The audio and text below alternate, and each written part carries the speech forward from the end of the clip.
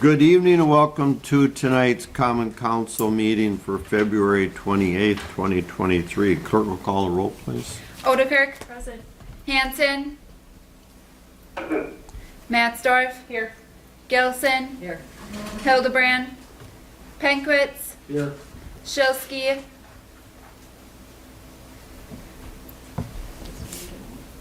Shilsky. Nelson. Here. Present. I hit the wrong button. Let the record show we have a quorum. Next is a pledge. Please stand. I pledge allegiance to the flag of the United States of America and to the republic for which it stands, one nation, under God, indivisible, with liberty and justice for all.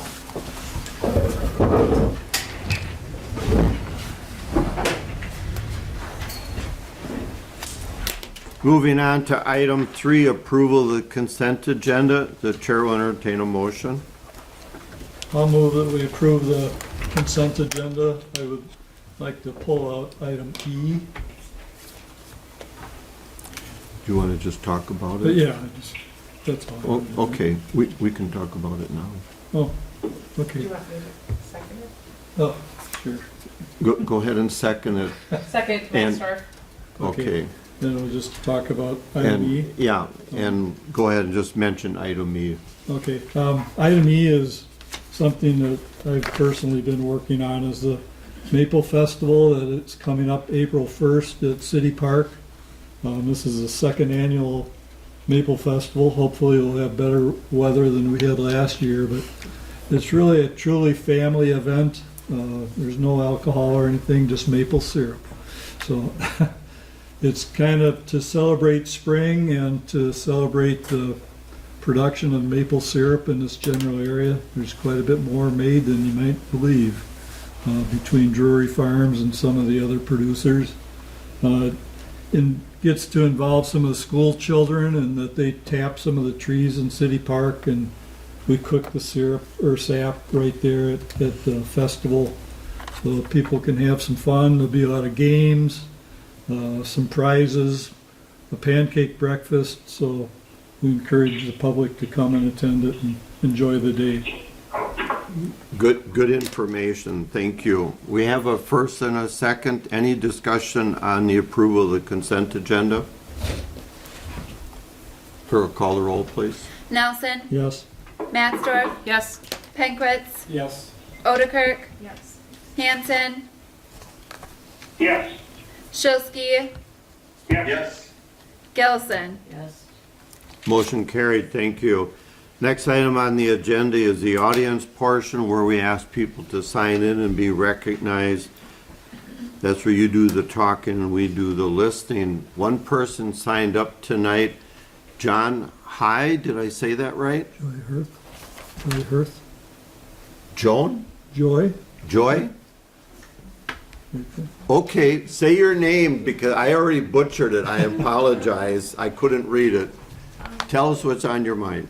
Joy Hirth. I was here at the last meeting 2 weeks ago to talk about a parking space in front of Canaan. I was told that it didn't really go through, but I was told that I could send an email and request a further discussion, which I did.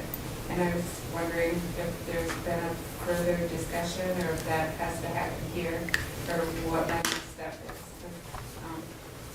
I have I'll just tell you my story. There's a little place in Sheboygan Falls. It's a little small little restaurant. They have a little chair that says curbside pickup. That seems to be allowed. And that's all I want. I have my own little sign that says curbside pickup that I can put out during my business hours. You know, that way people know that I'm open. When the sign's not there, of course, you know, everyone should be able to park wherever they need to park.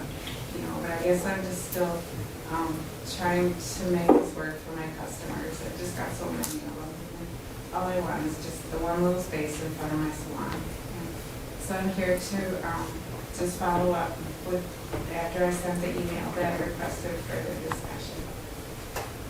Thank you for coming in. The best thing to do is to follow up with the city administrator. we don't discuss that in the public portion. So that's where I would direct you to. Okay, thank you. Okay? Thank you. Thank you.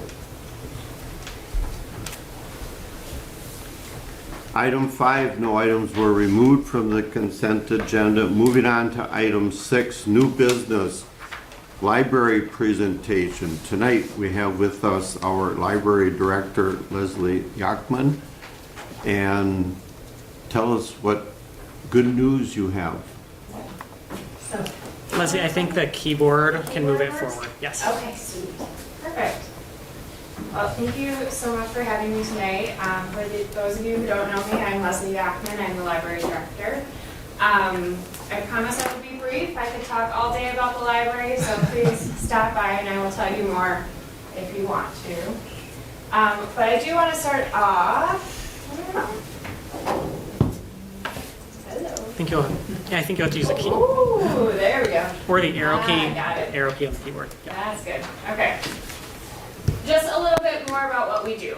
Because a lot of people, when I go and present to them and tell them what all do we do at the library, they think about books, quiet spaces, but we are so much more than that. We have board games, we have video games, we have parenting packs, puzzle exchange, we have online resources, and of course our wonderful programming, story times, book clubs, and a whole robust new teen program, which we're really excited about. If you can't find it, we can request it for you. We are part of the Monarch Library System, which is 30 libraries spread between Sheboygan, Ozaukee, Dodge, and Washington counties. We have 3 delivery routes that run 5 times a day, or 5 days a week. If you can't find it, we can find it for you. And I did want to talk a little bit about just some national trends in libraries. You may have seen in the news that people are challenging different materials in libraries, so I just want to assure everybody how we go about collecting materials in our library here in Plymouth. Our library staff uses professional resources and best practices to find books that meet the needs of all of our community. They reflect our diverse community, different interests that the entire community has. We listen to community member suggestions, so if you're looking for something, we are happy to take a suggestion to look into getting that material for you. And we also shelve our material in an age-appropriate manner. So if there is a parent who needs help finding resources that speak to them, that they feel comfortable with sharing with their children, we are there to help facilitate and help guide them to those resources. So we're really here to help everybody find anything that they feel speaks to them. We are also your home office. We have a copy machine, we have printing, we have faxing, we have scanning, we have technology help. If you need help attaching that scan to your email to send to somebody, we will help you with that. We have tax forms during tax season, all sorts of different stuff. I think the big thing is faxing. I think we are now the only fax machine in town, and I think we are also one of the few places that have copying as well. So, we have people who come in who are remote working and need to get on our Wi-Fi and scan and print and everything. And then we are your export resource finders. And so if we don't have something, we will find it for you. We'll find somebody who can find out for you. We refer to different services. If somebody needs help navigating social services in Plymouth, we will refer people to different places. So we're really here to be your community guides and your experts to information. All right. But let's talk about last year. Our services are being heavily used. It was pretty easy to transition from 2021. We were still coming out of COVID and into in-person programming. But you can see we really jumped in a lot of areas as far as helping the community. I think the biggest thing is new library cards, 271 to 435. That's new community members that are coming to use the library, or community members who haven't used the library in a while and their library card expired and we're getting them back into the library. So we are busy. It's a very good thing. It's a testament to our staff, all the in-person programming that we have. I feel a lot of our growth is also with our teens and tweens. After school, you can tell we just get swamped by kids coming into the building. And I think that's, I wanted to thank this body because right before, well, end of 2019 into 2020, we built that position for the teen librarian, and I really do feel like it is paying off. So thank you for believing in me and getting that position created. All right, so then looking to the future. In November of 2020, we wrapped up a strategic plan that we had Wills, Wisconsin Library Services consultation. Their consultants helped us go about the process. So it involved 2 community conversations. One was virtual, one in person, and with 16 participants.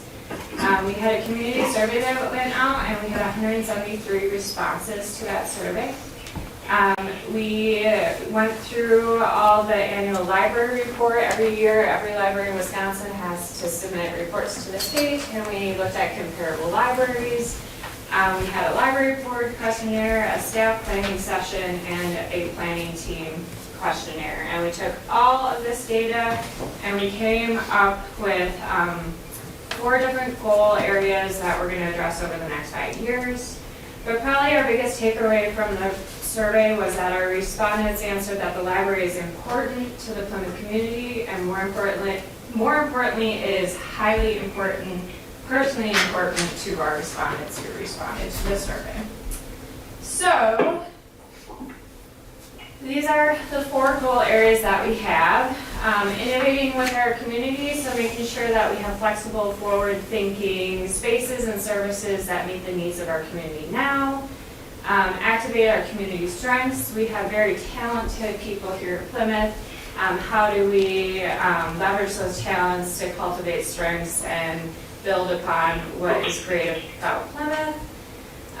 Get the word out. So everybody has, a challenge with marketing what they're doing. So really figuring out how to reach people to tell them about all these wonderful services that we have at the library and how we can connect them into the community.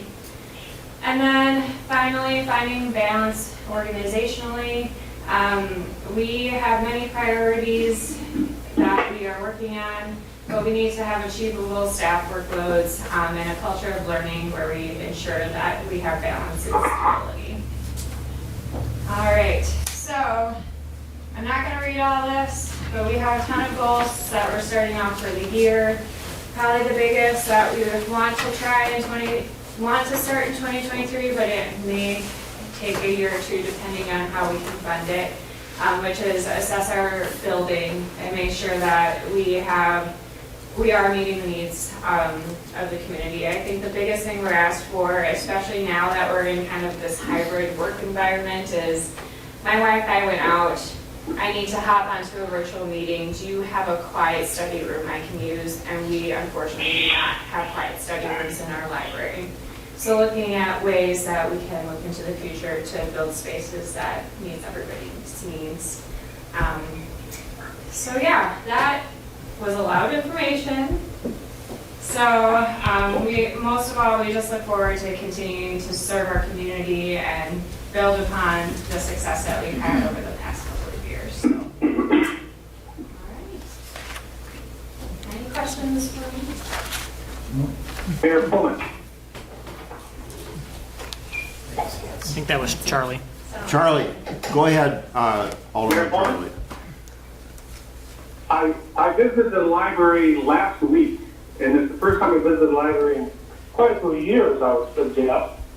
And I was very impressed with, for an older person like myself, they have newspapers that you can actually read, the physical newspaper, but they also have the computers that persons can use. And I would suggest that if the citizens have visited the library or alders we have not visit the library, you should take advantage of it and do the library. I only visited the upstairs part, but Director Yockman, I'm very impressed.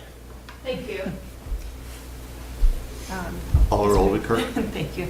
I would also like to just thank Leslie and all the staff. They've done a great job. And also a little plug for Libby and Hoopla. If you're a digital reader or audiobook reader, check them out. It works on the library free. So, but yeah, thanks for all you do. You do a great job. Any other comments? I think we're very fortunate to have a very popular library kind of centered in the county, and we do get a lot of input from neighboring communities to our library, which we love. So that's good. Thank you for that. Keep up the good work. Thank you. Good.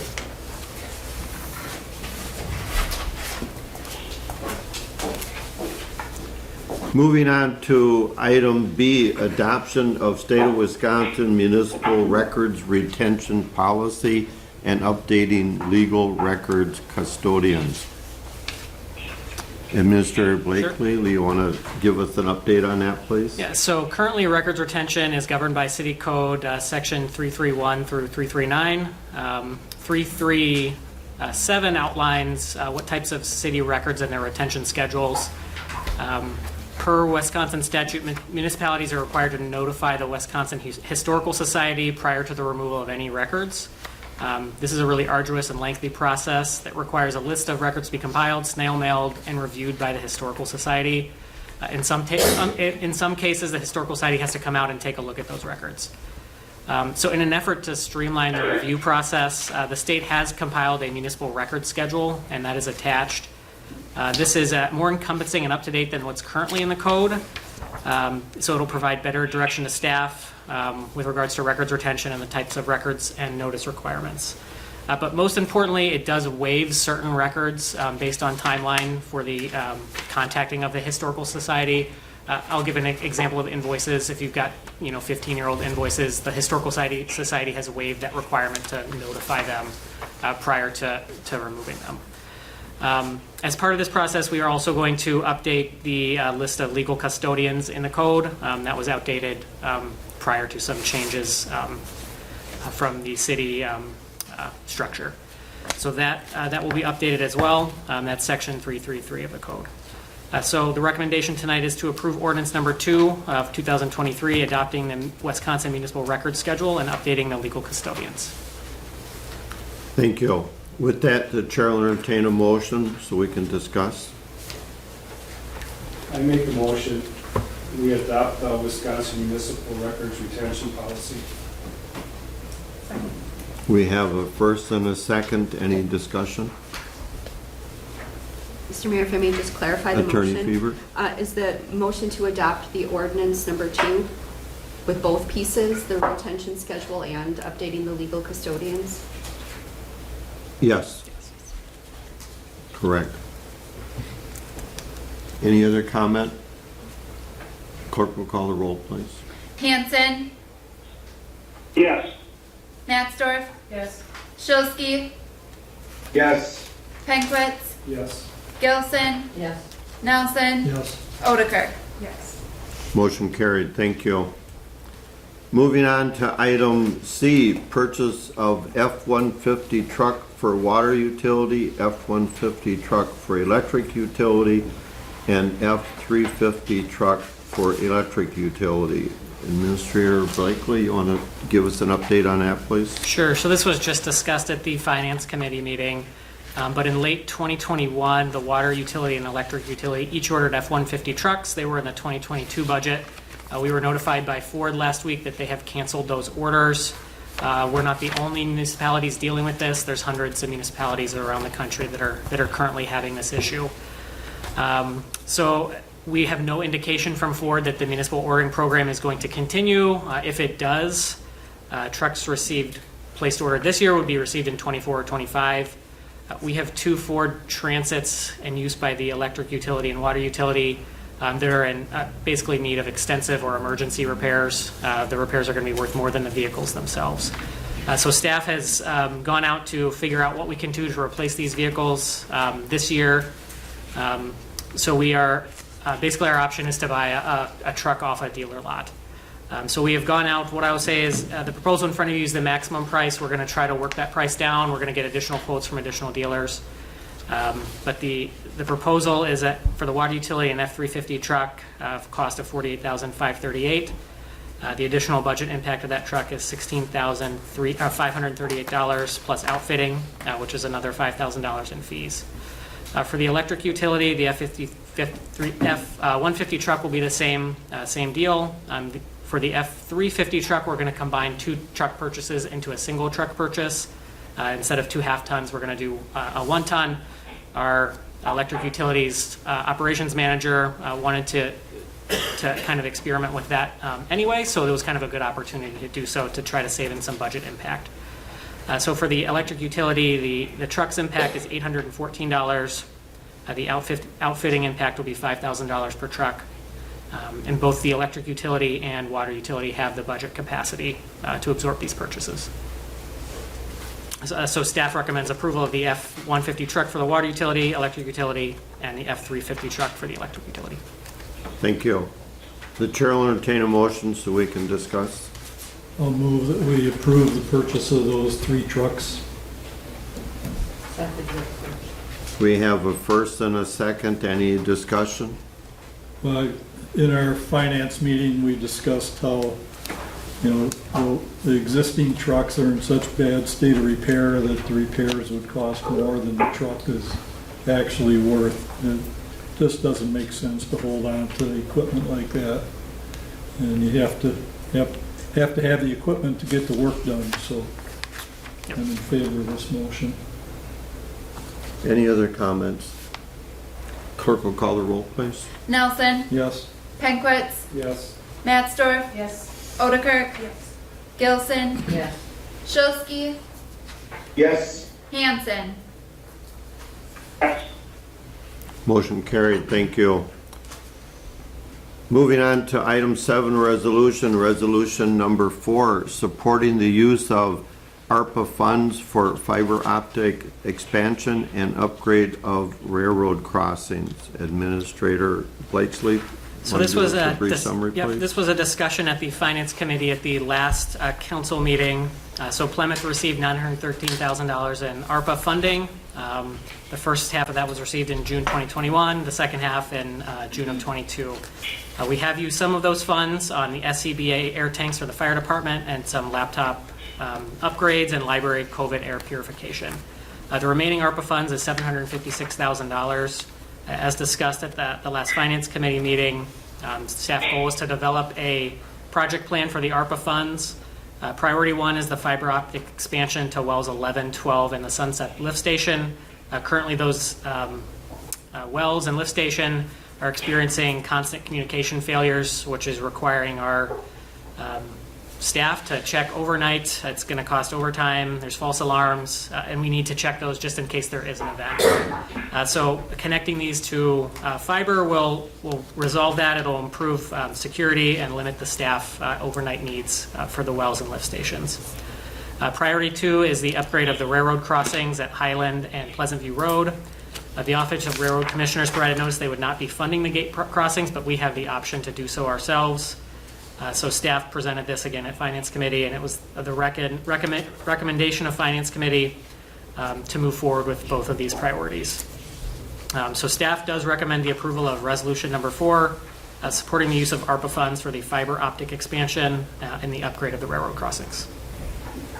Thank you. The chair will entertain a motion so we can discuss.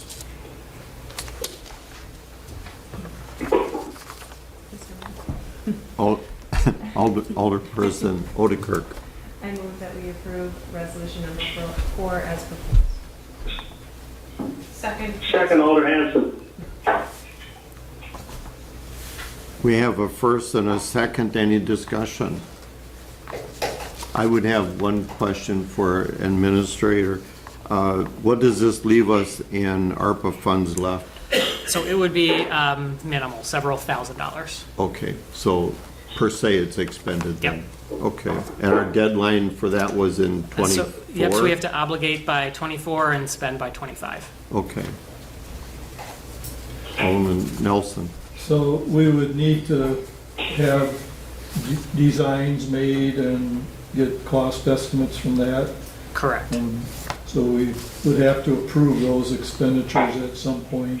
So the intention of this resolution is that council has given staff the authority to move forward with those purchases. If they came in over the $300 amount per crossing, we would come back to council for approval. Okay.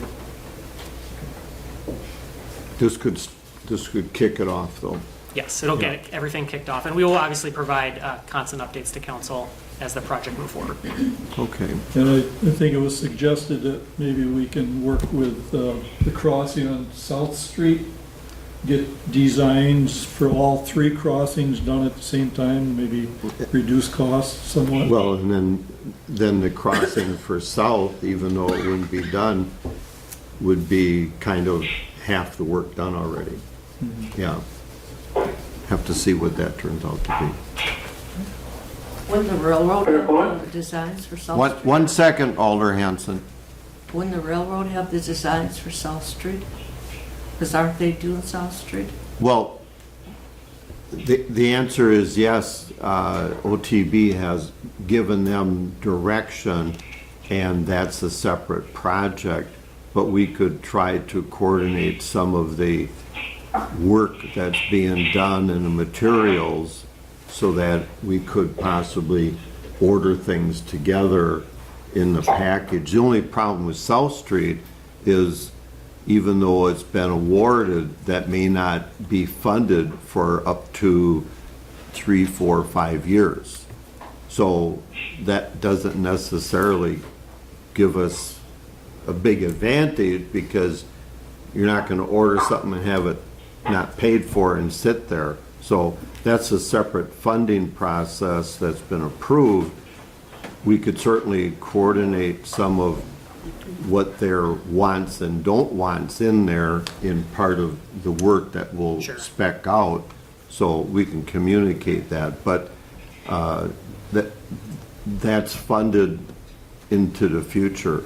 Those aren't funds like ARPA that we have right here and now. I would venture to say we're probably going to get the other 2 finished before the other one even breaks ground. It's just the way the funding works. It's out several years. I forget if it's 26 or 27, but Mayor, I would just add, we did receive a comment from a resident asking about silent crossings. So that is not part of this recommendation. Those crossings are an additional expense that we would not have the funding for. yeah. And those have to be approved. We can't do that on our own. Yep. Another regulation. We love regulations. Any other comments? Charlie, I'm sorry, Alder Hanson, I wasn't skipping you. We had a couple hands up here. Go ahead, Alder Hanson.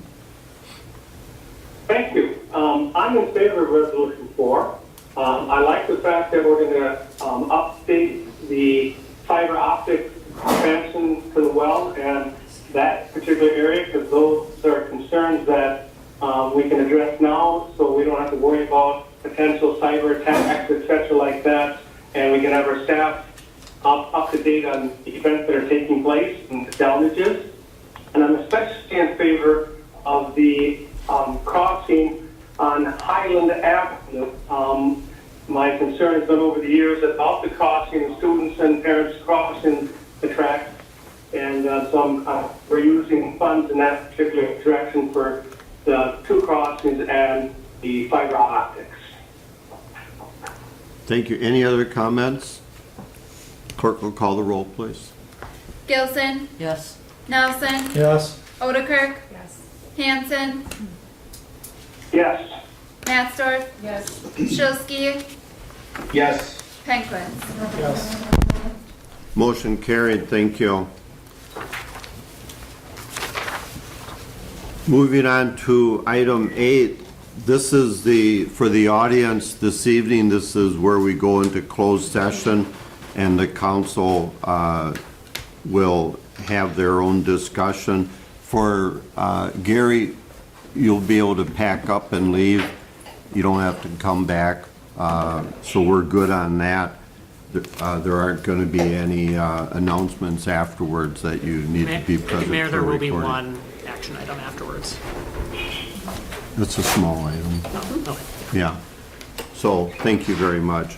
With that, item 8, Chair